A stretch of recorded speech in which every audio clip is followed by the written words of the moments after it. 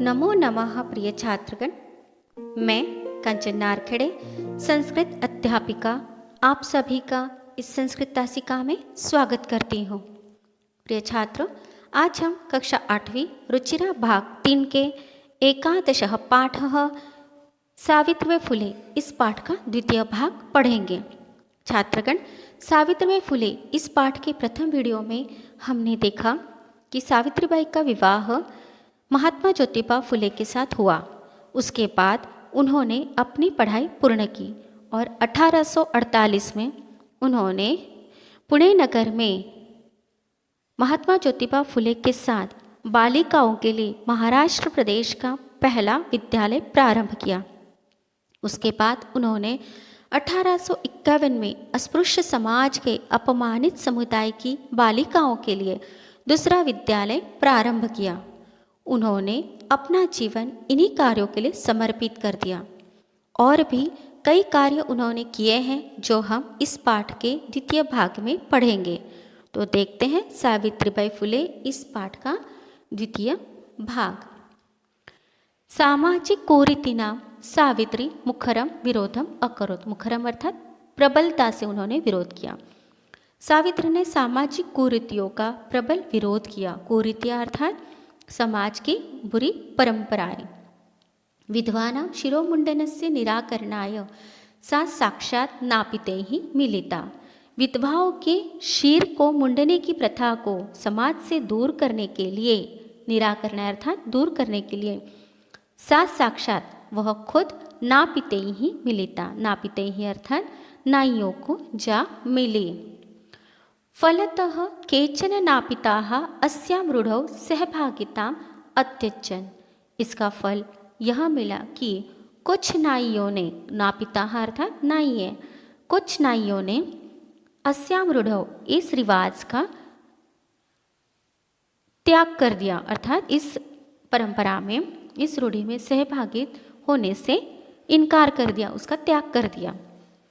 एकदा सावित्र्या मार्गे दृष्टं यत् कूपं निकषा शीर्णवस्त्रावृता तथा कथिताः निम्नजातीयाः काश्चित् नार्यः जलं पातुं याचन्ते स्म। एकदा सावित्र्या मार्गे दृष्टम। एक बार सावित्री ने मार्ग में देखा, यत् कि कूपम निकषा कुएं के पास, शीर्णवस्त्रावृता फटे पुराने कपड़े पहनी हुई तथा कथित, निम्न जातीय स्त्रियः नार्यः निचली जाति की काश्चित कुछ स्त्रियां जलम पातुम याचन्ते स्म, जल पीने के लिए याचना कर रही थी। उच्च वर्गीयाः उपहासं कुर्वन्तः। ऊंचे वर्ग वाले लोग उनका मजाक उड़ा रहे थे, उपहास कर रहे थे। कुपात जलोद्धारणम अवारयन, और कुएं से जल निकालने के लिए अवारयन मना कर रहे थे। सावित्री एतत् अपमानं सोढुं न अशक्नोत्। सावित्री इस अपमान को सहन न कर सकी। सोढुम अर्थात सहन करने के लिए, न अशक्नोत् न कर सकी। सा ताः स्त्रियः निजगृहं नीतवती। सा उन्होंने ताः स्त्रियः उन स्त्रियों को निजगृहं अपने घर नीतवती ले गई। तडागम दर्शयित्वा कथयच्च, और तडागम अर्थात तालाब, और तालाब को दर्शयित्वा दिखाकर कहा, यथेष्टम जलम नयत। जितना चाहे उतना जल ले जाओ। यथेष्टम अर्थात इच्छा के अनुसार। सार्वजनिकः अयम, संधि विच्छेद, सार्वजनिकः ओ का विसर्ग, अवग्रह का अ। सार्वजनिकः अयम तडागः, यह तालाब सार्वजनिक है, अर्थात सबके लिए खुला है। अस्मात् जलग्रहणे नास्ति जाति बंधनम। इस तालाब से, अस्मात् अर्थात इस तालाब से जल ग्रहण करने में कोई जाति का बंधन नहीं है। तया मनुष्याणां समानतायाः स्वतंत्रतायाः च पक्षः सर्वथा समर्पितः। तया उन्होंने मनुष्याणां मनुष्यों की समानता और स्वतंत्रता के पक्ष का सदा तथा पूर्ण रूप से समर्थन किया है। आगे बढ़ते हैं। महिला सेवा मंडल, शिशु हत्या प्रतिबंधक गृह इत्यादीनां संस्थानां स्थापनायां फुले दाम्पत्योः अवदानं महत्वपूर्णम्। महिला सेवा मंडल व शिशु हत्या प्रतिबंध गृह इत्यादि संस्थाओं की स्थापना में फुले दंपत्ति अर्थात सावित्रीबाई फुले तथा उनके पति महात्मा ज्योतिबा फुले, इन लोगों का योगदान महत्वपूर्ण है। सत्यशोधक मंडलस्य गतिविधिषु अपि सावित्री अतीव सक्रिया आसीत्।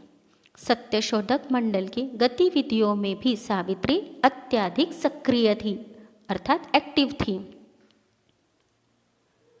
अस्य मंडलस्य उद्देश्यम् आसीत्, इस मंडल का उद्देश्य था उत्पीड़ितानां समुदायानां स्वाधिकारान् प्रति जागरणम् इति।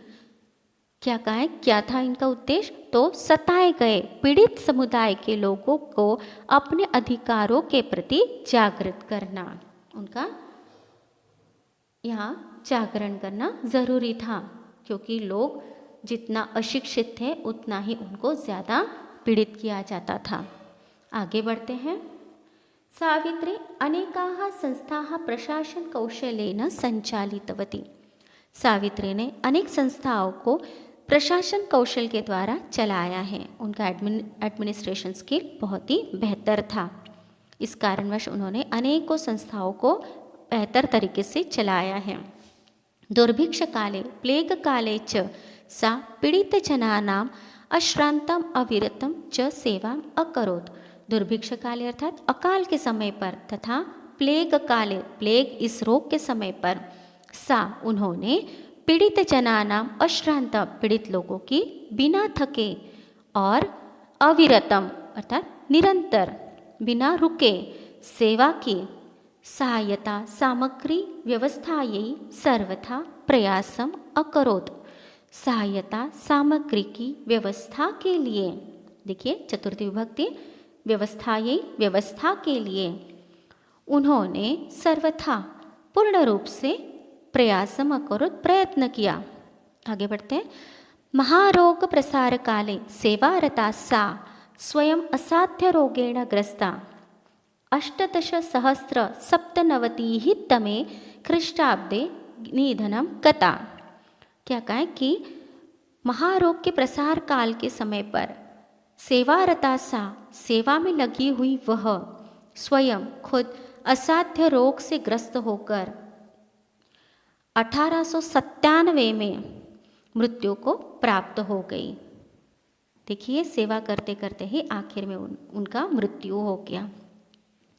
साहित्य रचनायाः अपि सावित्री महीयते। साहित्य रचना के द्वारा भी सावित्री महीयते महान है।